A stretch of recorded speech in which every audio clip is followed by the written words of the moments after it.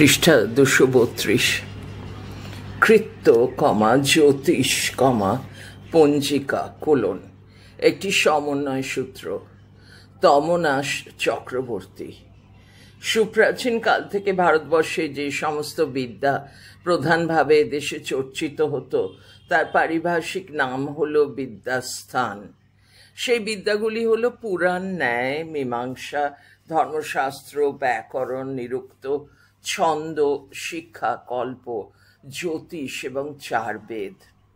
এই বিদ্যাগুলি শুধু বিদ্যাস্থান নয়, ধর্মস্থান বলেও উল্লিখিত হতো। উদ্ধৃতি শুরু। পুরাণ তর্ক মীমাংসা ধর্মশাস্ত্রাঙ্গ মিশ্রিতঃ বেদাঃ স্থানানি বিদ্যানাং ধর্মস্য চ চতুর্দশ। উদ্ধৃতি শেষ। এই 14টি শাস্ত্রকে বিদ্যাস্থান বলার কারণ হলো এগুলি ধর্ম, অর্থ, কাম, মোক্ষ নামক চতুর্বর্গ বা পুরুষার্থ সাধনের জন্য সাক্ষাৎভাবে উপযোগী। পুরুষার্থের সাধক যে জ্ঞান তাকেই বলে বিদ্যা, আর ওই জ্ঞানের উপায়ীভূত শাস্ত্রই বিদ্যার স্থান। স্থান শব্দের অর্থ হলো আশ্রয়। এখানে আশ্রয় শব্দের অর্থ উপায়। চতুর্বর্গের মধ্যে প্রথম হলো ধর্ম। ধর্মের মাধ্যমে অর্থ উপার্জনের দ্বারা কামকে চরিতার্থ করলে তবেই তা পরিণামে সুখদায়ী হয়। এই পরম সুখ হলো মোক্ষের সমার্থক। সুতরাং দুঃখের অত্যন্ত নিবৃত্তির জন্য বা অনন্ত সুখ লাভের জন্য যেটি প্রথম সোপান তা হলো ধর্ম। ধারণার্থক, পোষণার্থক ধৃ ধাতুর উত্তর মনিন প্রত্যয় যোগে ধর্ম শব্দটি গঠিত হয়েছে, অর্থাৎ যা ধরে রাখে এবং পালন করে তাকে বলে ধর্ম। ধর্মশাস্ত্রের এইরকম ব্যাখ্যা করলে স্বভাবতই প্রশ্ন জাগে, কি ধরে রাখে কিংবা কাকে পালন বা রক্ষা করে? এর উত্তরে বলা যায়, যা মানুষকে একটি নির্দিষ্ট লক্ষ্যে অবিচলভাবে ধরে রেখে মানব গোষ্ঠী বা সমাজকে পালন বা রক্ষা করে তাই হলো ধর্ম। পৃষ্ঠা 233। এই জন্য ধর্ম প্রতিপাদক শাস্ত্র, যাকে ধর্মশাস্ত্র নামে উল্লেখ করা হয়, তার পরিধি মানুষের জন্ম থেকে মৃত্যু পর্যন্ত সময়কে ব্যক্ত করে থাকে। শুধু জন্ম নয়, জন্মেরও আগে জন্মের জন্য যে প্রস্তুতি, সেই প্রস্তুতিতেও একটা শৃঙ্খলা বা নিয়ম রাখার জন্য ধর্মশাস্ত্র তার অধিকার কায়েম করেছে। তাই ধর্মশাস্ত্রের পরিধি নিষেকাদি অন্ত্যেষ্টি পর্যন্তা। মানুষ সমাজবদ্ধ জীব হওয়ায় ধর্মশাস্ত্র কেবলমাত্র ব্যক্তির জন্ম থেকে মৃত্যু পর্যন্ত আচার নিয়মের আলোচনার মধ্যে নিজেকে সীমায়িত রাখতে পারেনি। ব্যক্তি সংস্থানের বাইরে গিয়ে সামগ্রিক সামাজিক নিয়মকানুনের কথাও তাকে বলতে হয়েছে, না হলে তা ব্যক্তিমাত্রের কল্যাণের জন্য রচিত শাস্ত্র বলে গৃহীত হয়, মানব কল্যাণে নয়। সেক্ষেত্রে বস্তুত কারোরই কল্যাণ সম্ভব হয় না। যেমন সেন যাগ, তালব শয়জফলা একার দন্তের ন, অন্তস্থ জয়াকার গ। সেন যাগ নামক একটি যজ্ঞের উল্লেখ পাওয়া যায়, যার দ্বারা শত্রু নিধন সম্ভব। কোনো ব্যক্তি এই যাগের মাধ্যমে শত্রুকে হত্যা করে সে হয়তো সুখী হয়, কিন্তু যাকে বিনাশ করলো তার স্বজন, বন্ধু, পরিবারের মঙ্গল হলো কি? সুতরাং এই জাতীয় অনুষ্ঠান সামগ্রিকভাবে সুখের কারণ না হওয়ায় তা ধর্ম বলে বিবেচিত হয় না, পরন্তু অধর্ম শব্দের দ্বারা নিন্দাযোগ্য হয়। সুতরাং ভারতীয় পরম্পরায় ধর্ম শব্দের অর্থ দাঁড়ায় শাস্ত্রীয় অনুশাসন, মানুষের কর্তব্য, সমাজের সদস্য হিসাবে তার আচরণ বিধি এবং সমাজের প্রতি তার কর্তব্য। ধর্মের এই বিষয়গুলিকে অবলম্বন করেই গৌতম ধর্মসূত্রের ব্যাখ্যায় হরদত্ত ধর্মের 5টি বিভাগের কথা উল্লেখ করেছেন, যথা বর্ণধর্ম, আশ্রম ধর্ম, বর্ণাশ্রম ধর্ম, নৈমিত্তিক ধর্ম ও গুণ ধর্ম। যদিও মনু ভাষ্যকার মেধাতিথি এই 5টি বিভাগের অতিরিক্ত সাধারণ ধর্ম নামক অপর একটি বিভাগের কথা উল্লেখ করেছেন, যেটি ব্রাহ্মণ থেকে চণ্ডাল পর্যন্ত সকলেরই আচরণীয়। সেই সাধারণ ধর্ম হল অহিংসা, ক্ষমা, সত্যবাদিতা প্রভৃতি। মানুষের আয়ুষ্কালের অধিকাংশ সময়ই ব্যয়িত হয় গার্হস্থ্য আশ্রমের মধ্যে। এই সময়ে নানাবিধ আচার অনুষ্ঠানের মধ্যে দিয়ে সে যেমন নিজের মঙ্গলের জন্য সচেষ্ট হয়, তেমনি সমাজের ও সমৃদ্ধির শরিক হয়। এই অনুষ্ঠানগুলির মধ্যে কিছু নিত্য, কিছু কাম্য এবং কিছু নৈমিত্তিক। নিত্যকর্ম বলতে সেই সব ক্রিয়াকেই বোঝানো হয় যা কোনো ব্যক্তির জীবন চর্চায় আজীবন প্রত্যহ আচরণীয়, যেমন সন্ধ্যা বন্দনাদি, পৃষ্ঠা 234। বর্তমানকালে যদিও নিত্যকর্ম বলতে কেবল সন্ধ্যা আর নেকি অবশিষ্ট রয়েছে, প্রাচীনকালে নিত্যকর্মের পরিসর ছিল অনেক বেশি ব্যাপ্ত। পঞ্চমহাযজ্ঞ নামক অতি সাধারণ এক অনুষ্ঠান যে কোনো গৃহস্থের অবশ্য কর্তব্যরূপে নিহিত ছিল, যার মধ্যে অন্তর্ভুক্ত ছিল দেবযজ্ঞ অর্থাৎ দেবতা পূজা, পিতৃযজ্ঞ অর্থাৎ তর্পণাদির দ্বারা পরলোকগত পিতৃপুরুষগণের তৃপ্তি বিধান। প্রাত্যহিক অধ্যয়ন হল ব্রহ্মযজ্ঞ। প্রতিদিন গৃহের বহির্ভাগে পশুপক্ষীর উদ্দেশ্যে কিছু খাদ্যদান করা হল ভূতযজ্ঞ, ভয়দের ভৌত। গৃহে সমাগত অতিথিকে উপযুক্ত আপ্যায়ন করে খাদ্য পানীয়ের দ্বারা তার তৃপ্তি বিধান হল মৃযজ্ঞ। গৃহস্থ যদি অতি দুস্থ হন বা অতিথি যদি অসময়ে উপস্থিত হন, সেক্ষেত্রে তাকে অন্তত মিষ্ট ভাষণের মাধ্যমে পরিচর্যা করতে হবে। এই নিত্য কর্তব্যগুলির আচরণের জন্য কোনো পুণ্য হয় না, কিন্তু অনুষ্ঠান না করলে পাপ হয়ে থাকে। যদিও পঞ্চমহাযজ্ঞ করার আবশ্যকতা হিসাবে বলা হয় যে গৃহস্থ প্রতিদিন গৃহকর্ম করার অবকাশে নিজের অগোচরেই প্রাণী হত্যা করে থাকে, যেমন রান্না করার সময়ে, ঘর ঝাঁট দেওয়ার সময়ে, এই সকল পাপের থেকে মুক্তি হয় পঞ্চমহাযজ্ঞের দ্বারা। এই পঞ্চমহাযজ্ঞের কোনো ঐহিক বা পারত্রিক ফল থাক কিংবা নাই থাক, এটি যে সমাজ কল্যাণকর একটি ব্যবস্থা ছিল এই বিষয়ে কোনো সন্দেহই নেই।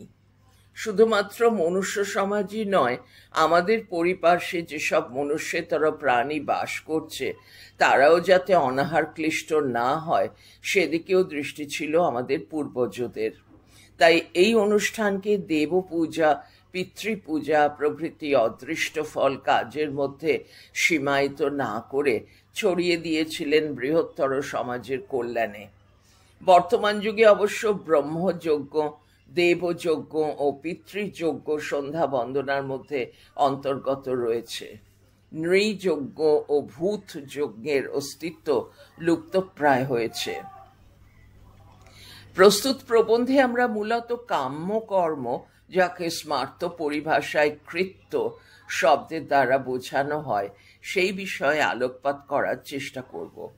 সংস্কৃত ভাষায় ক্রি ধাতুর উত্তর ন্যাথ নয়জফলা খণ্ডত্ব প্রত্যয় যোগে কৃত্য শব্দটি গঠিত হয়েছে, যার অর্থ হল করণীয়।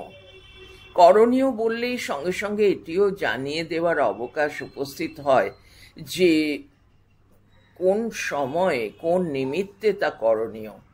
এই জন্যেই কৃত্যকর্মগুলির অনুষ্ঠানের পূর্বেই স্মার্তগণ তার করণীয় কালটির উল্লেখ করে থাকেন। গৃহস্থ তার নিজের ও পরিবারের কল্যাণ কামনায় দেবতার আনুকূল্য লাভ করার জন্য যে অনুষ্ঠানগুলি করে থাকেন তাকে বলে দৈবকৃত্য, পৃষ্ঠা 235। যেমন দুর্গা পূজা, লক্ষ্মী পূজা, সরস্বতী পূজার অনুষ্ঠান প্রভৃতি। আর মৃত পিতৃপুরুষদের উদ্দেশ্যে বিশেষ তিথিতে অন্ন জল নিবেদনের মাধ্যমে নিজের অভ্যুদয় কামনা করে সেই ক্রিয়াকে বলা হয় পিতৃকৃত্য। দৈবকৃত্যের মুখ্য কাল হল পূর্বাহ্ন, পিতৃকৃত্যের মুখ্য কাল অপরাহ্ন। দিবামানকে অর্থাৎ সূর্যোদয় থেকে সূর্যাস্ত কাল পর্যন্ত সময়কে 3 ভাগে ভাগ করলে প্রথম ভাগকে বলে পূর্বাহ্ন, দ্বিতীয় ভাগকে মধ্যাহ্ন এবং অন্তিম ভাগকে অপরাহ্ন। পূর্বাহ্ন বৈ দেবানাং মধ্যাহ্নদীনাং মনুষ্যাণাম অপরাহ্নঃ পিতॄণাম। এখানে অবশ্যই বলে রাখা প্রয়োজন, বেশ কিছু দৈবকৃত্য আছে যা সন্ধ্যায় বা রাত্রে অনুষ্ঠেয়, যেমন লক্ষ্মী পূজা, কালী পূজা ইত্যাদি। যে কর্মের যেটি মুখ্য কাল, সেই কাল ব্যাপ্য তিথিতেই সেই কৃত্যটি করতে হয়। যেমন দৈবকৃত্যের মুখ্য কাল পূর্বাহ্ন, সুতরাং পূর্বাহ্ন ব্যাপ্য তিথিতেই সেই কৃত্যটি অনুষ্ঠেয়। উদাহরণের সাহায্যে বিষয়টিকে একটু বুঝবার চেষ্টা করা যাক। শ্রীপঞ্চমী তিথি আমাদের সকলের পরিচিত সরস্বতী পূজার দিন। মাঘ মাসের শুক্লপক্ষের পঞ্চমী তিথিটি শ্রীপঞ্চমী নামে খ্যাত। এই প্রসঙ্গে ভারতবর্ষীয় গণের মাস সংক্রান্ত যে বিচার, তার আলোচনা একটু সেরে রাখা যাক। স্মৃতিশাস্ত্রে 7 প্রকার মাসের উল্লেখ পাওয়া যায়: সৌর, মুখ্য চান্দ্র, গৌণ চান্দ্র, সামান্য চান্দ্র, সৌর শ্রাবণ বা শ্রাবণ, নক্ষত্র এবং নক্ষত্র শ্রাবণ। মেষ প্রভৃতি 12টি রাশিতে সূর্যের সংক্রমণ সৌর মাস হিসাবে গৃহীত হয়। সৌর মাসে দিনের সংখ্যা ন্যূনতম 28 হতে পারে, সর্বাধিক 32 হতে পারে। সূর্যের এক রাশি থেকে অন্য রাশিতে গমনের দিনটি হয় সংক্রান্তি। তৎপরবর্তী দিনটি পরবর্তী মাসের প্রথম তারিখ হিসাবে গণ্য হয়।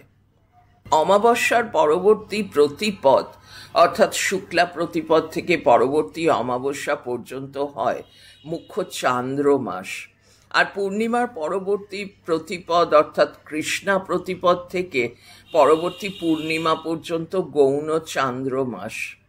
শুক্লা বা কৃষ্ণা যে কোনো একটি প্রতিপদকে ধরে পরবর্তী যে 30টি তিথি তাকে বলে সামান্য চান্দ্র মাস। সূর্য প্রতিদিন লগ্নের যে অংশটুকু ভোগ করে তাকে বলে রবি ভুক্তি। এই রবি ভুক্তি সমেত ক্রমিক 30টি দিন রাত্রির সমাহারকে বলে শ্রাবণ মাস। অশ্বিনী প্রভৃতি 27টি নক্ষত্রের উদয়াস্ত কাল ধরে 27 দিনের গণনায় যে মাস নির্ধারিত হয় তাকে বলে নক্ষত্র মাস। পৃষ্ঠা 236। 60 দণ্ডে একটি নক্ষত্র অহরাত্র হয়। এইরকম 30টি অহরাত্রে একটি নক্ষত্র শ্রাবণ মাস হয়। সামান্যভাবে শ্রাবণ ও নক্ষত্র শ্রাবণের মধ্যে বিশেষ পার্থক্য বোঝা না গেলেও এদের মধ্যে সূক্ষ্ম গাণিতিক পার্থক্য আছে। এই দুটি মাস গণনার তারতম্য এই যে লগ্নের পরিমাণ যতটা হবে, অর্থাৎ দণ্ড, পল ইত্যাদি যতটুকু বেশি বা কম হবে, সৌর শ্রাবণ মাস 30 দিন থেকে ততটুকু বেশি বা কম হবে। কিন্তু নক্ষত্র শ্রাবণে এক পলও বাড়বে না বা কমবে না। কৃত্য কর্মগুলি মূলত মুখ্য চান্দ্র, গৌণচান্দ্র, সৌর ও শ্রাবণ এই হিসাবেই মাস গণনা করে অনুষ্ঠিত হয়। ফিরে আসা যাক আমাদের মূল আলোচনায়। মুখ্য চান্দ্র মাসে শুক্লপক্ষের পঞ্চমী তিথিতে সরস্বতী পূজার বিধান দেওয়া হয়েছে। অনুষ্ঠানটি দৈবকৃত্য হলে প্রাতঃকালে করণীয়। সূর্যোদয়ের পরে যেদিন 2 দণ্ডের অধিক 48 মিনিটের বেশি পঞ্চমী তিথি থাকবে, সেই দিন এই পূজা অনুষ্ঠিত হবে। আগের দিন যদি সকাল 7/5 মিনিটে তিথি শুরু হয়ে পরদিন যদি সকাল 7টা পর্যন্ত তিথি থাকে, সূর্যোদয় যদি পরদিন সকাল 6টায় হয়, তবে পরের দিনই পূজা বিহিত হবে। যেহেতু ওই দিন সূর্যোদয় পঞ্চমী তিথিকে আশ্রয় করেছে এবং সেই তিথির মান 48 মিনিটের অধিক রয়েছে। সান্ধ্যকালীন পূজার ক্ষেত্রেও একই নিয়মে সেখানে সূর্যাস্তকে অবলম্বন করে তিথির ক্রিয়া অনুষ্ঠিত হবে। যেমন লক্ষ্মী পূজার ক্ষেত্রে সূর্যাস্তের পরে পূর্ণিমা যদি 2 দণ্ডের বেশি থাকে তাহলে সেই দিনেই হবে, আর কম থাকলে আগের দিন পূর্ণিমা তিথি আরম্ভ হলে লক্ষ্মী পূজা নামক কৃত্যটি অনুষ্ঠান করা যাবে। এই নিয়মের ব্যতিক্রম হবে কেবলমাত্র একাদশীর ব্রত উপবাসের ক্ষেত্রে। সেক্ষেত্রে সূর্যোদয়ের পরে 48 মিনিটের কম সময় তিথি থাকলেও পূর্ব দিনে অর্থাৎ দশমী সংযুক্ত দিনে একাদশীর ব্রত উপবাসের অনুষ্ঠান করা যাবে না। পরদিন অর্থাৎ দ্বাদশী সংযুক্ত দিনেই এই অনুষ্ঠানটি করতে হবে। এই বিষয়ে পরাশর সংহিতার বচনটি মান্য করা হয়। উদ্ধৃতি শুরু। ত্রিসন্ধিয়া ব্যাপিনী ইয়া তু সৈব পূজ্যা সদা তিথিঃ ন তত্র যুগ্মাদরণমন্যত্র হরিবাসরাৎ। উদ্ধৃতি শেষ। পৃষ্ঠা 237।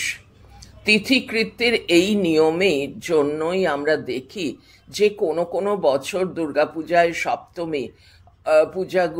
সপ্তমী প্রভৃতি পূজাগুলি সকাল 6:30, 6:35 সময়ের মধ্যে করতে হচ্ছে। পূর্বদিনে সারাদিন ব্যাপী তিথি থাকলেও করা যাচ্ছে না। এবার আসা যাক পিতৃকৃত্যের অনুষ্ঠানগুলির কাল নির্ণয় প্রসঙ্গে। আগেই বলা হয়েছে যে পিতৃগণের কাল হলো অপরাহ্ন, কিন্তু এই নিয়মটি সামগ্রিকভাবে প্রযোজ্য নয়। পিতৃকৃত্যের 2টি ভাগ, একটি হলো প্রেতকৃত্য, অপরটি হলো পিতৃকৃত্য। এদের মধ্যে পিতৃকৃত্যের কাল অপরাহ্ন, কিন্তু প্রেত শ্রাদ্ধের কাল হলো মধ্যাহ্ন। এখন প্রশ্ন হলো এই মধ্যাহ্নাদি কাল নির্ণয় হবে কিভাবে? সহজ পদ্ধতি হলো সূর্যোদয় থেকে সূর্যাস্ত কাল পর্যন্ত সময়কে যোগ করে তাকে 15 দিয়ে ভাগ করলে সেই ভাগফল পরিমাণ সময়কাল হলো 1 মুহূর্ত। এই অবস্থায় সপ্তম থেকে নবম মুহূর্ত হলো মধ্যাহ্নকাল। এই সময়কালে প্রেত শ্রাদ্ধ করার উপযুক্ত কাল। কোনো ব্যক্তির মৃত্যু তিথি থেকে শুরু করে পরবর্তী বছরের সেই তিথি পর্যন্ত সময় হলো সেই ব্যক্তির প্রেত দশা। এই অবস্থা সেই মৃতের উদ্দেশ্যে যে শ্রাদ্ধ করা হয় তা হলো প্রেতকৃত্য, যার শাস্ত্রীয় পারিভাষিক নাম হলো একদিষ্ট শ্রাদ্ধ। বৎসরান্তে স্বপিণ্ডীকরণ শ্রাদ্ধের মাধ্যমে সেই মৃত ব্যক্তির প্রেত দশা নিবৃত্ত হয়। এরপর সেই ব্যক্তি পার্বণ শ্রাদ্ধের যোগ্য হয়, অর্থাৎ তখন সেই ব্যক্তি তার পিতা ও পিতামহের সঙ্গে শ্রাদ্ধ ভাগ গ্রহণের অধিকারী হয়। এই পার্বণ শ্রাদ্ধ হলো অপরাহ্ন কৃত্য, অর্থাৎ দিনের নবম মুহূর্ত অতীত হলে পার্বণ শ্রাদ্ধের উপযুক্ত কাল উপস্থিত হয়। পার্বণ এই শব্দটি পর্ব শব্দ থেকে উদ্ভূত, সুতরাং বিশেষ বিশেষ পর্বে এই শ্রাদ্ধটির কর্তব্য তা বোঝা যায়। অমাবস্যা তিথিতে শাস্ত্রে পর্বদিন হিসাবে গ্রহণ করা হয়। এই জন্য অমাবস্যা তিথিতে প্রেত শ্রাদ্ধ ভিন্ন অন্য শ্রাদ্ধ পার্বণ বিধিতেই করতে হবে। অর্থাৎ কোনো ব্যক্তি যদি মাঘের অমাবস্যায় অর্থাৎ শিবরাত্রি তিথির পরবর্তী অমাবস্যায় মারা যান, সেক্ষেত্রে তার স্বপিণ্ডীকরণের পর প্রতি বর্ষে কর্তব্য যে সাংবাৎসরিক শ্রাদ্ধ তা একোদ্দিষ্ট বিধানে না করে পার্বণ বিধানে করতে হবে। এছাড়া মহালয়া ও দীপান্বিতা অমাবস্যা অর্থাৎ কালী পূজার অমাবস্যাতেও পূর্বপুরুষের উদ্দেশ্যে পার্বণ বিধিতে শ্রাদ্ধ করতে হয়। এছাড়া বছরের আরো কয়েকটি তিথিতে পিতৃশ্রাদ্ধ করার বিধান দেখা যায়, যে শ্রাদ্ধগুলির নাম অষ্টকা। পৃষ্ঠা 238। এই অষ্টকা শ্রাদ্ধগুলিতে বিশেষ বিশেষ দ্রব্যের মাধ্যমে পিতৃপুরুষের তৃপ্তি বিধান করতে হয়। যেমন শাকাষ্টকায় শাকের দ্বারা, অপুপাষ্টকায় পিঠার দ্বারা এবং মাংসাষ্টকায় মাংসের দ্বারা। এই শ্রাদ্ধগুলি কৃষ্ণপক্ষীয় অষ্টমী তিথিতে করণীয়। অষ্টমী তিথির কৃত্য বলে নাম অষ্টকা। যেমন মুখ্য চান্দ্র অগ্রহায়ণের কৃষ্ণাষ্টমী হল পুপাষ্টকা বা অপুপাষ্টকা শ্রাদ্ধের দিন। পৌষী কৃষ্ণাষ্টমী হল মাংসাষ্টকা এবং মাঘের কৃষ্ণাষ্টমী হল শাকাষ্টকা। এই সমস্ত অষ্টমী মুখ্য চান্দ্র হিসাবে গণনা করতে হবে। যদিও এই অষ্টকা শ্রাদ্ধ বঙ্গদেশে বহুদিন বিলুপ্ত হয়েছে, তবে এখনো বঙ্গদেশে বিশেষত গ্রামাঞ্চলে অগ্রহায়ণ মাসে নতুন শস্য উঠলে নবান্ন অনুষ্ঠিত হয়। এই অনুষ্ঠানে নতুন শস্যের দ্বারা পিতৃপুরুষের তৃপ্তি বিধান করা হয় পার্বণ শ্রাদ্ধের মাধ্যমে। একে বলা হয় নবান্ন পার্বণ। পরিবারে কোনো শুভ অনুষ্ঠান যথা বিবাহ, অন্নপ্রাশন, নামকরণ, উপনয়ন প্রভৃতি উপস্থিত হলে সেই অনুষ্ঠানের প্রারম্ভে পিতৃপুরুষের তৃপ্তি বিধানের ব্যবস্থা দেখা যায়। এই সকল শুভ অনুষ্ঠানের পারিভাষিক নাম হল সংস্কার কর্ম। এই সংস্কার কর্মের পূর্বে পিতৃশ্রাদ্ধের নাম হল বৃদ্ধি শ্রাদ্ধ, অভ্যুদয়িক শ্রাদ্ধ বা নান্দিমুখ। এই বৃদ্ধি শ্রাদ্ধ আবার প্রাতঃকৃত্য অর্থাৎ দিবা ষষ্ঠ মুহূর্তের মধ্যে সম্পাদ্য। এই পর্যন্ত আলোচনায় দেখা গেল যে সনাতন ভারতবর্ষীয় গৃহস্থের মঙ্গল বিধায়ক সমস্ত কাজই হল কাল নির্ভর। কৃত্যানুষ্ঠানের এই কাল নির্ণয় ব্যবস্থা যে কতখানি গুরুত্বপূর্ণ তা একটি শ্লোকের মাধ্যমে ব্যক্ত হয়েছে। বরম একাহুতিঃ কালে না কালে লক্ষ কোটয়ঃ। যথাকালে একটি আহুতি শ্রেষ্ঠ, অকালে লক্ষ কোটি আহুতি বন্ধনীর মধ্যে তৎতুল্য নয়। প্রাচীনকালে যে সমস্ত জ্যোতিষ শাস্ত্রজ্ঞ পণ্ডিত মশাইরা গণনার মাধ্যমে কাল তিথিগুলি নির্ণয় করতেন তাদের বলা হতো লগ্নাচার্য। মানুষ তার প্রয়োজন অনুসারে সেই লগ্নাচার্যের থেকে তার অনুষ্ঠেয় কৃত্যের তিথি, কাল প্রভৃতি জেনে এসে তদনুসারে ক্রিয়া অনুষ্ঠান করতেন। বর্তমানে লগ্নাচার্যদের স্থান গ্রহণ করেছে পঞ্জিকা। বার, তিথি, নক্ষত্র, যোগ, করণ এই পাঁচটির উল্লেখ থাকায় এই গ্রন্থকে পঞ্জিকা বলা হয়। বর্তমানে বঙ্গদেশে বিশুদ্ধ সিদ্ধান্ত নামক আধুনিক পদ্ধতি অবলম্বনকারী পঞ্জিকা এবং সূর্য সিদ্ধান্ত বা দৃক্সিদ্ধ নামক প্রাচীন পদ্ধতি অবলম্বনকারী পঞ্জিকা ব্যবহৃত হয়। বহু ক্ষেত্রেই এই দুটি পঞ্জিকার তিথির মানের তারতম্য দেখা যায়। পৃষ্ঠা 239।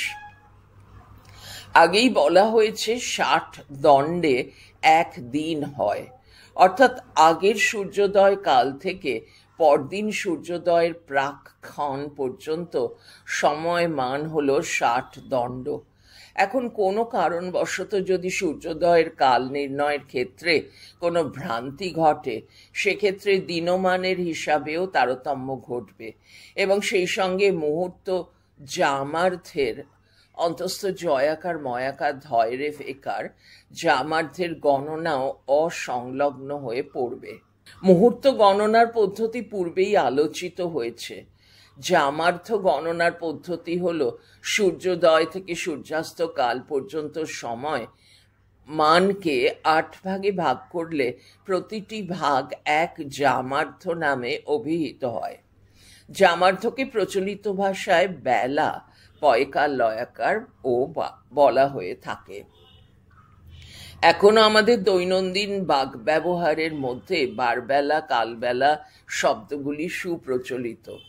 সাপ্তাহিক 7টি দিনের প্রতিদিন 8টি জামার্থের মধ্যে একটি বারবেলা ও একটি কালবেলা থাকে।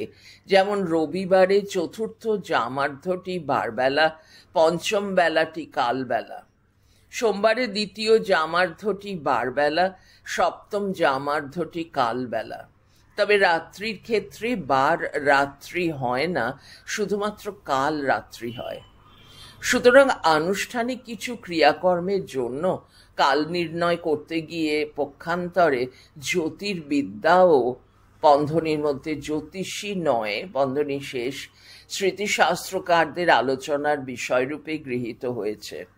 সেই জন্যই খ্রিস্টীয় পঞ্চদশ শতকের প্রখ্যাত স্মার্ত নিবন্ধকার রঘুনন্দন তাঁর আলোচনার পরিসর শুধুমাত্র কৃত্যানুষ্ঠানের মধ্যে সীমাবদ্ধ না রেখে মলমাস তত্ত্ব ও জ্যোতিষ তত্ত্ব আলোচনা করতে বাধ্য হয়েছেন। অধ্যায়টি পড়া এখানে শেষ হলো। পড়া চলছে পরের ফাইলে, পৃষ্ঠা 240। গোস্বামী মতে পড়া হে।